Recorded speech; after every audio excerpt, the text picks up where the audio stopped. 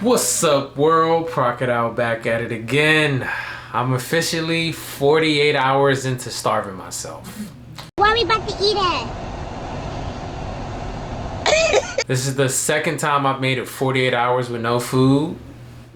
Definitely proud of myself, so, you know, a little hand clap for me, a little pat on the back, a little swig of water, since that's all I can consume.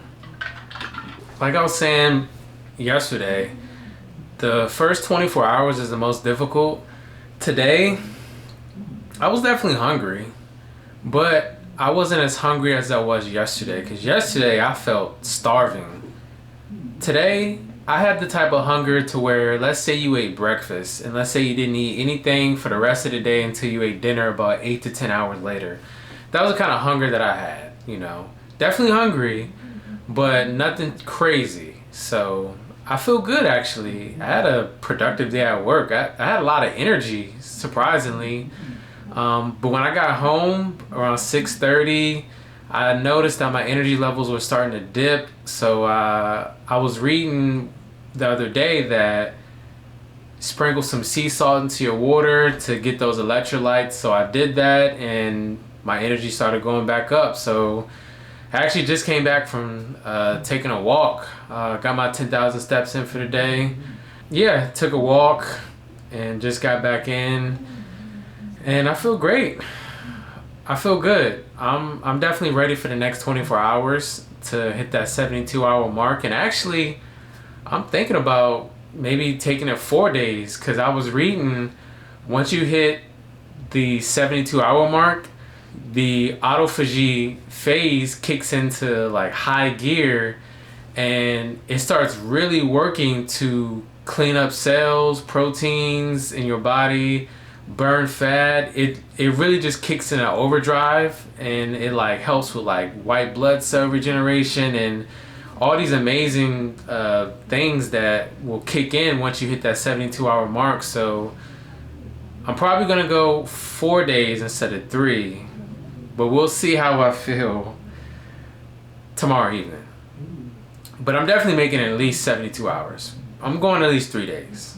Ooh, also, I finished reading the autobiography of Malcolm X. Yeah. I finished reading that, and that was actually the first book that I read front to back in 3 years. And it took me about 2.5 months. I wasn't reading every day. It was at least about every other day, but 2.5 months I was able to crank it out. And that is by far the largest book that I've read in about a decade.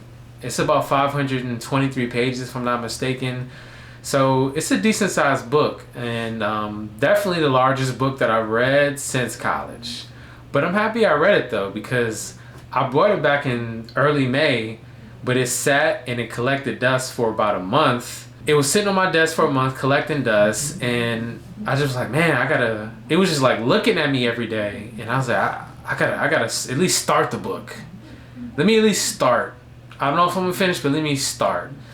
So I just decided to put it in my book bag, you know, and when I was on a train one day, I was, you know, looking for something to listen to, and I just didn't feel like listening to music that day. So I decided just to read the book, and I started reading the book, and the moment I started reading the book, I was hooked. Because I got this book because I really didn't know much of anything about Malcolm X. He wasn't taught in school. They taught about MLK and like the typical black history, well, Afro-American history. They talked about the typical figures like MLK, but they didn't touch on Malcolm X. So I've been wanting to learn more about who he is, or who he was, and what he was about. And it gave me a lot of insight into the man and humanitarian that he really was. It also gave me more knowledge of self and who I am as an Afro-American.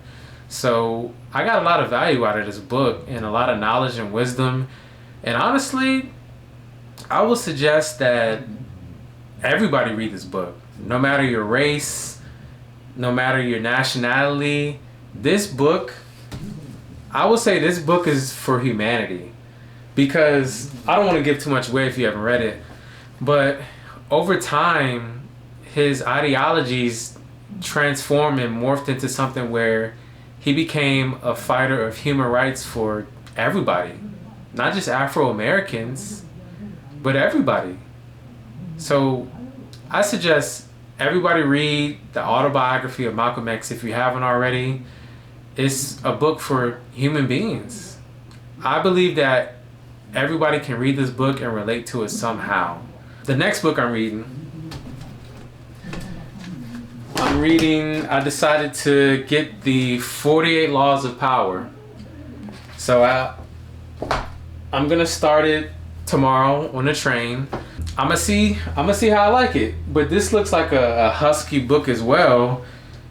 Okay, so this is almost 500 pages. So it's not as large as Malcolm X's book, but good sized book. But I'm gonna start it tomorrow. Also, please comment any book recommendations that you do have. I would love to, add to my list, and maybe after I read 48 Laws of Power, I'll choose one of those books, because I'm looking to start reading consistently. There's a lot of knowledge in books, and I want to get away from being on social media so much, and I want to get the true knowledge. True knowledge, wisdom, true game is in books. And most people don't read books. When I'm on a train reading, sometimes I just look up and just people watch a little bit, and everybody's just so fixated into their phone. Like, everybody's just escaping reality. They're not present. They're not reading books. So I urge you, if you're not reading books, start reading books. Start small. That's what I did. I started reading a chapter every couple days, and then I just gradually built up. But start reading books if you're not reading books. There's a lot of game and knowledge and wisdom in these books. And like the saying goes, if you want to keep something from people, put it in a book. And if you look at society now, a lot of society is dumbed down, and I believe part of that reason is because people are not reading books like humans used to back in the day. That's just not taking place. So I'm getting back to reading books. 48 Laws of Power, that's on deck. I'm gonna start reading that tomorrow. Please put some book recommendations in the comments, and yeah, I'm gonna go not think about food. I may go to sleep so I don't have to think about food. But yeah, I feel good, and I'm looking forward to what day 3 of this 72-hour fast brings. But yeah, Crocodile, I'm out.